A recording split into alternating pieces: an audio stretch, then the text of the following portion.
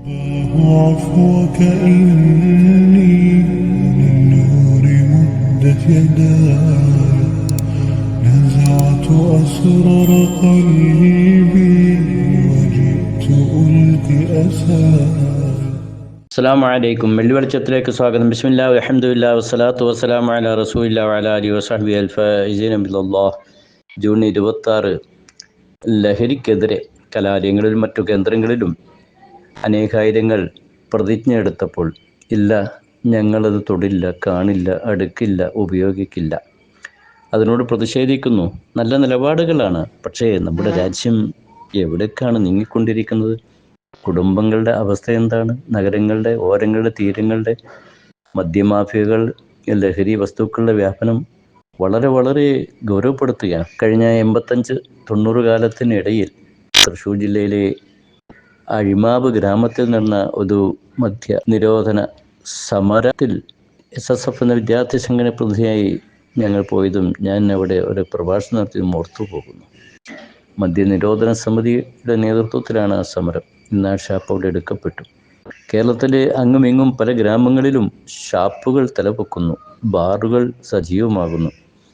ഇന്ന് ഷാപ്പിനും ബാറിനുമൊക്കെ ഒരു പക്ഷേ അവധി കൊടുത്തിട്ടോ മറ്റു പല പേരിലും ഭീകരമായ നിലയിൽ MDM വരെയുമുള്ള മദ്യ ഉപയോഗങ്ങൾ അത്ഭുതപ്പെടുത്തുന്നതാണ്. കേരളത്തിലെ കൊച്ചി മദ്യമാഫിയകളുടെ ഏറ്റവും വലിയ കേന്ദ്രമായി വിലയിരുത്തപ്പെടുന്നു. കടൽ വഴിയും ആകാശ വഴിയുമൊക്കെ കൊച്ചിയിൽ എത്തിച്ചേരുന്ന ലഹരി ഉൽപ്പന്നങ്ങളുടെ സംഖ്യകൾ, എണ്ണം, വ്യാപ്തി നമ്മെ അത്ഭുതപ്പെടുത്തുന്നതാണ്. കൊച്ചി മാത്രമാണോ? ഇനിയിപ്പോൾ മലബാറിലെ കോഴിക്കോട് പോയാൽ എന്താ അവസ്ഥ? കോഴിക്കോട് നഗരത്തിൽ മാത്രം 100ഓളം ലഹരി വിതരണ കേന്ദ്രങ്ങളുണ്ടെന്നാണ് പോലീസ് വകുപ്പ് സാക്ഷ്യപ്പെടുത്തിയത്. ഒരു മാഗസിനിൽ വായിക്കാൻ കഴിഞ്ഞത്. നഗരത്തിലെ വിദ്യാലയങ്ങളും ഹോസ്റ്റലുകളും കേന്ദ്രീകരിച്ചാണ് സംഘങ്ങളുടെ പ്രവർത്തനം. അവിടെ തന്നെ ചില ഷോപ്പിംഗ് മാളുകൾ പോലും ലഹരി വിൽപ്പനയുടെ ടേസ്റ്റൊക്കെ അറിഞ്ഞ് അതിൻ്റെ കേന്ദ്രമായി മാറിയിരിക്കുന്ന ഒരവസ്ഥാവിശേഷം. ഇനി നമ്മൾ വടക്കൻ മലബാറിൻ്റെ അങ്ങേയറ്റം പോവുക, കാസർഗോഡ്. നാം മീഡിയകൾ വായിച്ചില്ലേ? യുവാക്കൾക്കിടയിൽ സംഘങ്ങൾ തമ്മിൽ വലിയ സംഘട്ടനം. ജില്ലയുടെ ഒരു ഭാഗത്ത് കഞ്ചാവ് സംഘങ്ങൾ തമ്മിൽ വെടിവെപ്പിലെത്തിയിരിക്കുക. അതിനെ തുടർന്ന് ഒരു രഹസ്യാന്വേഷണ സംഘം അവർ വിവരങ്ങൾ തേടിയപ്പോൾ ലഹരി മാഫിയകളുടെ അധോലോക പ്രവർത്തനങ്ങൾ എത്രയോ ബഹുദൂരം മുന്നോട്ട് പോയതായിട്ട് അറിയാൻ കഴിഞ്ഞു. നമ്മുടെ കലാലയങ്ങളോ ലജ്ജിപ്പിക്കുന്ന വാർത്തകളാണ്. 13, 14, 15, 16, 17 വയസ്സുകാരൊക്കെ, കൗമാരത്തിൽ എത്തി നിൽക്കുന്നവരൊക്കെ ഇന്ന് ലഹരി അടിമപ്പെട്ട് അതില്ലാതെ അവർക്ക് ജീവിക്കാൻ കഴിയുന്ന അവസ്ഥാവിശേഷം. സ്വന്തം പ്രസവിച്ച ഉമ്മയെ അല്ലെങ്കിൽ അമ്മയെ അല്ലെങ്കിൽ പിതാവിനെ ബലാത്കാരമായി അവർക്കെതിരിൽ സമീപിക്കാനോ തള്ളിമാറ്റാനോ വേണ്ട ജീവഹാനി തന്നെ വരുത്താൻ സ്വന്തം മക്കൾ മുന്നോട്ട് വരുന്ന ഒരവസ്ഥാവിശേഷം കാണാൻ കഴിയും. നമ്മുടെ ഈ പ്രഭുത്വം എന്നൊക്കെ പറയുന്ന അല്ലെങ്കിൽ വിദ്യാഭ്യാസ രംഗത്ത് വളരെ മുന്നോട്ട് സഞ്ചരിക്കുന്നു എന്ന് നാം ഊറ്റം കൊള്ളുന്ന നമ്മുടെ കേരളക്കരയിലെ അവസ്ഥയാണ് പറയുന്നത്. വിദ്യാഭ്യാസവും പഠനമൊക്കെ ഒരു ഭാഗത്തുണ്ട്, പക്ഷേ വളരെ അപകടകരമാണ്. കാരണം ലഹരിക്ക് അടിമപ്പെട്ട് കഴിഞ്ഞാൽ സമീപത്തുള്ള അവരെ മാതാപിതാക്കളെന്ന് അവർക്ക് ഓർമ്മയുണ്ടാവില്ല. അവർക്ക് കിട്ടേണ്ടത് കിട്ടണം, കാണേണ്ടത് കാണണം. ഇല്ലെങ്കിൽ അവരുടെ സ്വഭാവം മാറും. ചിലപ്പോൾ അത് കൊലപാതകത്തിലേക്ക് എത്തി. മതം പറഞ്ഞല്ലോ, റഅ്സു കുല്ലി ശർ, എല്ലാ വസ്തുവിൻ്റെയും ഹെഡ്, കേന്ദ്രം, അതിൻ്റെ താക്കോൽ അത് ആണ് കള്ള് അല്ലെങ്കിൽ മദ്യം എന്ന് പറയുന്നത്. വെള്ളോളം ഉള്ളിൽ ചെന്നാൽ തല്ലത്ര കൊള്ളുടമണ്ട. ശരിയാണല്ലോ. അവരുടെ ചില വിക്രിയെ കാണുമ്പോൾ ഞാൻ ബസ്സിൽ ഒരു രംഗം കണ്ടു. കണ്ടക്ടറും ഒരാളെ ഇട്ടുകൊണ്ട് കൈകാര്യം ചെയ്യുകയാണ്. മദ്യപാനത്തിൻ്റെ അവസ്ഥാവിശേഷമാണ്. ഇരിക്കട്ടെ, നമുക്കൊരു സൂഫി മഹാനായി ജനങ്ങൾ കണ്ടിരുന്ന ഒരു വ്യക്തിയുടെ അനുഭവത്തിലേക്ക് പോകാം. ഒരു അല്പം സൗന്ദര്യം ഇവിടുന്ന് അവരുടെ പരിചാരികയെ അദ്ദേഹത്തിൻ്റെ അടുത്തേക്ക് അയച്ചു, വിളിപ്പിച്ചു. എന്തോ ഒരു നല്ല കാര്യത്തിന് വേണ്ടി ക്ഷണിക്കുന്നത് പോലെയാണ് ക്ഷണിച്ചത്. വന്നു, വീട്ടിൽ കയറി, വീട് പൂട്ടി. 3 ആവശ്യങ്ങളാണ് ആ സ്ത്രീ മുന്നോട്ട് വച്ചത്. സൗന്ദര്യമുള്ള അവരെ ഇയാളൊന്ന് പ്രാപിക്കണം, ലൈംഗികമായ ആഗ്രഹം തീർക്കണം. അതല്ലെങ്കിൽ അവിടെ ഒരു കുട്ടിയുണ്ടായിരുന്നു, ആ കുട്ടിയെ കൊല ചെയ്യണം. അവിടെ ഒരു മദ്യക്കുപ്പി ഉണ്ടാകും, അല്ലെങ്കിൽ അതിൽ നിന്ന് കഴിക്കണം. 3 ആവശ്യങ്ങൾ. ഈ സാത്വികനായി ജനങ്ങൾക്കിടയിൽ ജീവിച്ച അദ്ദേഹം ഒരു പെണ്ണിനെ ലൈംഗികമായി വീഴ്ച നടത്തുമോ, അത് ശരിയല്ല, ഞാൻ അതിനില്ല. ഒരാളെ കൊല്ലുക എന്ന് പറഞ്ഞാൽ അത് ഓർക്കാൻ പോലും സാധ്യമല്ല. എന്നാൽ അപ്പോൾ അല്പം കടുപ്പം കുറഞ്ഞതായി തോന്നിയ മദ്യം കഴിക്കാം. നിർബന്ധിതാവസ്ഥയിൽ കഴിച്ചപ്പോൾ പിന്നെയും ആവശ്യപ്പെട്ടു, വീണ്ടും കഴിച്ചു. അതെ, ബുദ്ധിക്ക് ഭ്രമം സംഭവിച്ചു. പിന്നെ ആ പെണ്ണുമായി അവിഹിതമായ ബന്ധം നടത്തി, കൊലയും നടന്നു എന്നാണ് ചിത്രത്തിൽ വായിക്കാൻ കഴിഞ്ഞുവെങ്കിൽ, ലഹരി അടിമപ്പെട്ടപ്പോൾ പിന്നീട് സംഭവിച്ചത് ആണല്ലോ ചരിത്രത്തിൽ. മനുഷ്യനെ വഴിപഴിപ്പിക്കും, നല്ലവരെയും വഴിപഴിപ്പിക്കും. അതുകൊണ്ട് അതിലേക്ക് അടുക്കണ്ട. വിശുദ്ധ ഖുർആനിൽ കാണാമല്ലോ, യാ അയ്യുഹല്ലദീന ആമനൂ ഇന്നമൽ ഖംറു വൽ മൈസിറു വൽ അൻസാബു വൽ അസ്ലാമു റിജ്സും മിൻ അമലി ശൈത്താൻ ഫജ്തനിബൂഹു ലഅല്ലക്കും തുഫ്ലിഹൂൻ.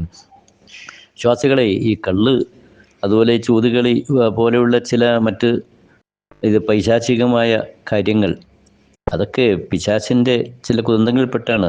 നിങ്ങൾ അതൊക്കെ ഒഴിവാക്കണം. ഇന്നമാ യുരീദു ശൈത്വാനു അൻ യൂഖിയ ബൈനകുമുൽ അദാവത വൽ ബഗ്ളാഅ ഫിൽ ഖംരി വൽ മൈസിർ. ഈ ചൂതുകളിയിലും മദ്യത്തിലുമൊക്കെ പിശാച് നിങ്ങൾക്കിടയിൽ ശത്രുത ഉണ്ടാക്കാൻ വേണ്ടി ശ്രമിക്കുന്നു. യസുദ്ദക്കും അൻ ദിക്രില്ലാഹ്, അല്ലാഹുവിൻ്റെ സ്മരണയെ തൊട്ട് നിങ്ങളെ തടയാൻ ശ്രമിക്കുന്നു. വഅനി സ്വലാ, നിസ്കാരത്തെ തൊട്ടും തടയാൻ ശ്രമിക്കുന്നു. ഫഹൽ അൻതും മുൻതഹൂൻ, അതുകൊണ്ട് നിങ്ങളതിനെ വർജിക്കുന്നില്ലേ? പക്ഷേ ഇത് ഉൾക്കൊള്ളാൻ ഇസ്ലാമിൻ്റെ ആവിർഭാവ ഘട്ടത്തിൽ കാണാം, അറബ് സമൂഹം ഇതിന് വല്ലാതെ അടിമപ്പെട്ടിരുന്നല്ലോ. ഘട്ടം ഘട്ടമായും ആദ്യം മദ്യത്തിൻ്റെ ചില പോരായ്മകൾ ചൂണ്ടിക്കാണിച്ച് നിസ്കാരത്തിലേക്ക് വന്നപ്പോൾ മദ്യം തൊടാൻ പാടില്ല എന്ന് പറഞ്ഞു. ഘട്ടം ഘട്ടമായി പിന്നെ അതിശക്തമായ ഭാഷയിൽ ഇസ്ലാം മദ്യം നിരോധിച്ചപ്പോൾ ചരിത്ര വായനയുള്ള നമുക്ക് കാണാം, അന്ന് അറബി സമൂഹത്തുണ്ടായിരുന്ന വലിയ വലിയ വ്യവസായികളുമൊക്കെ അവരുടെ ആ മദ്യ ബീപ്പകളൊക്കെ ഒഴുക്കിക്കളഞ്ഞ് അവരുടെ ചരിത്രത്തിൽ നമ്മൾ വായിക്കുക. എന്ന് പറഞ്ഞാൽ മതത്തിൻ്റെ കൽപ്പന അവർ ഉൾക്കൊള്ളാൻ തയ്യാറായി. ഇന്ന് മാരകമായി വിപത്ത് പിടികൂടുമ്പോൾ സമൂഹം ബോധവാന്മാരാകണം, രക്ഷിതാക്കൾ ബോധവാന്മാരാകണം. പ്രത്യേകിച്ച് മക്കളെയും യുവത്വങ്ങളെ നമുക്ക് രക്ഷിക്കാൻ കഴിയണം. ഇപ്പം ഇന്ത്യ രാജ്യത്തെ സംബന്ധിച്ചിടത്തോളം ഇന്ത്യൻ ഭരണഘടനയുടെ നിർദ്ദേശക തത്വങ്ങളിൽ മദ്യ നിരോധനമൊക്കെ എഴുതി വച്ചിട്ടുണ്ടത്രേ. പക്ഷേ ലജ്ജിപ്പിക്കുന്ന, നമുക്ക് വിരോധാഭാസം നിന്ന് സർക്കാരിൻ്റെയൊക്കെ നിലനിൽപ്പും ഇവിടുത്തെ റവന്യൂ വരുമാനത്തിൻ്റെയൊക്കെ സ്രോതസ്സും ഈ മദ്യ കച്ചവടത്തിലെ ലാഭമാണ് എന്നത് ഓർക്കുമ്പോൾ നമുക്ക് ലജ്ജയുണ്ട്, അണക്കേടുണ്ട്. കാര്യബോധമുള്ള, മനുഷ്യത്വത്തിൽ വിശ്വസിക്കുന്ന രാജ്യത്തിൻ്റെ ഭരണാധികാരികൾ സമർത്ഥമായി, ധീരമായി മുന്നോട്ട് വരണം. രാജ്യം അനുഭവിക്കുന്ന മദ്യവിപത്തുകളെക്കുറിച്ച് നല്ല ഗവേഷണവും ചർച്ചയും നടന്നുകൊണ്ട് ശക്തമായ നിയന്ത്രണങ്ങളും നിയമങ്ങളും കൊണ്ടുവരാൻ എന്തിനു മടിക്കണം? ഇസ്ലാം അത് സുന്ദരമായി നടപ്പാക്കിയില്ലേ? അത് രാജ്യത്ത് എന്ത് നല്ല അവസ്ഥ, അരക്ഷിതാവസ്ഥയിൽ നിന്ന് സമൂഹത്തെ രക്ഷിക്കാനുള്ള സുരക്ഷിതമായ അവസ്ഥകൾ സൃഷ്ടിച്ചിട്ടില്ലേ? അതുകൊണ്ട് തന്നെ പ്രവാചകൻ മുഹമ്മദ് നബി സല്ലല്ലാഹു അലൈഹി വസല്ലം ശക്തമായ താക്കീത് നൽകുന്നുണ്ട്, ഖുർആൻ നൽകുന്നുണ്ട് അല്ലേ? അനസ് ബിൻ മാലിക് തങ്ങളിൽ നിന്ന് നിവേദനം കാണാം, നബി സല്ലല്ലാഹു അലൈഹി വസല്ലം മദ്യത്തിൻ്റെ വിഷയത്തിൽ അക്ഷത്തൻ 10 വിഭാഗത്തെ പ്രവാചകൻ അധിക്ഷേപിക്കുന്നുണ്ട്, ശപിക്കുന്നുണ്ട്. അത് പിഴിഞ്ഞുണ്ടാക്കുന്നത്, അതിൻ്റെ കുടിക്കുന്നവർ, അതിനെ വഹിക്കുന്നവർ, അത് വഹിച്ച് കൊണ്ടുപോകുന്നവർ, അതിൻ്റെ വിൽപ്പന നടത്തുന്നവർ, അതിൻ്റെ വിലയെ ഭക്ഷിക്കുന്നവർ തുടങ്ങി അതുമായി ഏതൊക്കെ രീതിയിലാണോ സഹകരണങ്ങളുള്ളത് അവരെയൊക്കെ പ്രവാചകൻ പറയുമെന്ന് മാത്രമല്ല, അത് വിശ്വാസത്തെ തന്നെ ബാധിക്കും. തങ്ങൾ ഒരു ഹദീസ് തന്നെ കാണാം, ലാ യസ്നി സാനി ഹീന യസ്നി വഹുവ മുഅ്മിൻ. ഒരു മുഅ്മിനായിരിക്കെ ഒരാൾക്ക് വിചരിക്കാൻ സാധിക്കില്ല. ലാ യശ്റബുൽ ഖംറ ഹീന യശ്റബു വഹുവ മുഅ്മിൻ. കള്ളു കുടിക്കുന്ന സമയത്ത് മുഅ്മിനാണോ, എന്നാൽ ആ മുഅ്മിൻ എന്ന നിലക്ക് അവനക്ക് മദ്യപാനം നടത്താൻ സാധ്യമല്ല തുടങ്ങിയ ഇമാം ബുഖാരി നിവേദനം ചെയ്ത ഹദീസിൻ്റെയൊക്കെ സാരം ലോകത്തിന് മുന്നിൽ നൽകുന്നത് വിശ്വാസവും ഈ മദ്യപാനവും തമ്മിൽ വളരെ അന്തരമുണ്ട്. ഒരിക്കലും അത് യോജിക്കാൻ കഴിയുന്നില്ല എന്നുള്ളതാണ്.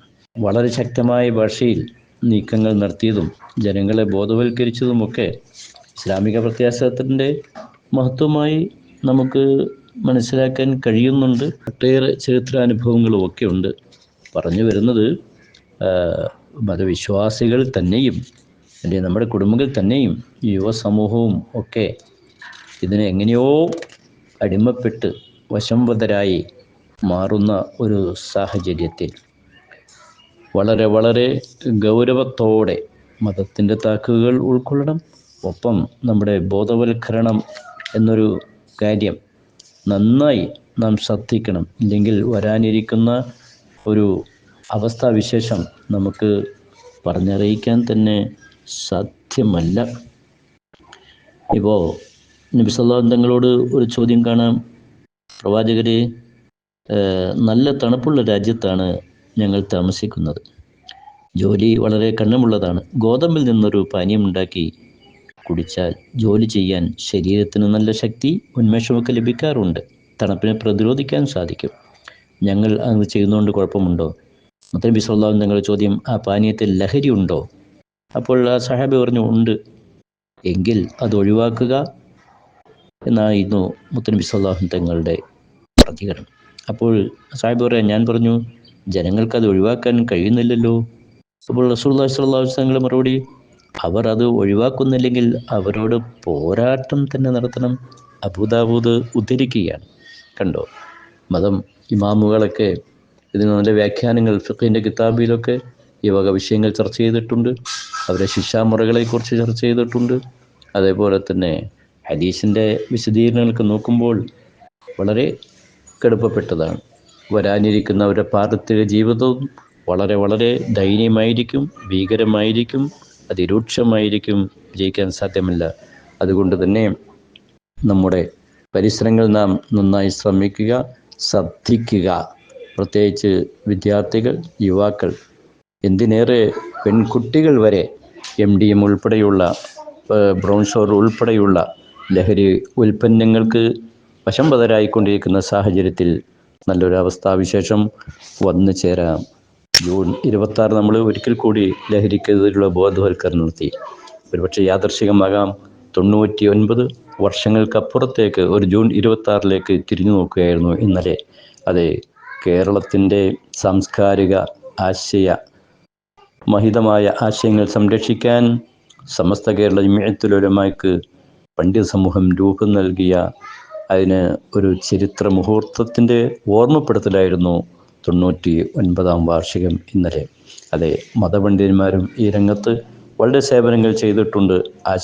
മത ആശയങ്ങൾ സംരക്ഷിക്കുന്നതോടൊപ്പം തന്നെ ജനങ്ങളുടെ ബുദ്ധി നശിപ്പിക്കുന്ന, കുടുംബം തകർക്കുന്ന, അവരുടെ അഭിമാനം തകർത്ത് കളയുന്ന, സമ്പത്ത് നശിപ്പിക്കുന്ന ഈ മദ്യ ദുരന്തം ഉൾപ്പെടെയുള്ള ലഹരി ഉൾപ്പെടെയുള്ള വിഷയങ്ങളിലൊക്കെ മതപണ്ഡിതന്മാർ ആവുന്നത്രേ കഴിഞ്ഞ കാലങ്ങളിലൊക്കെ പരിശ്രമങ്ങൾ ചെയ്തിട്ടുണ്ടല്ലോ. ഇനിയും ഉലമാക്കളും ഉമറാക്കളും മഹല്ല് ഭാരവാഹികളും സന്നദ്ധ സംഘടനകളും കൈകോർത്തുകൊണ്ട് ഈ ദുരന്തത്തിനെതിരിൽ അതിശക്തമായ ജാഗ്രതയോടെ പ്രവർത്തിക്കാൻ സന്നദ്ധരാകണം. ജഗന്നിയന്താവായ അല്ലാഹു അനുഗ്രഹിക്കട്ടെ. വാഖിറു ദഅ്വാനാ അൽഹംദുലില്ലാഹി റബ്ബിൽ ആലമീൻ.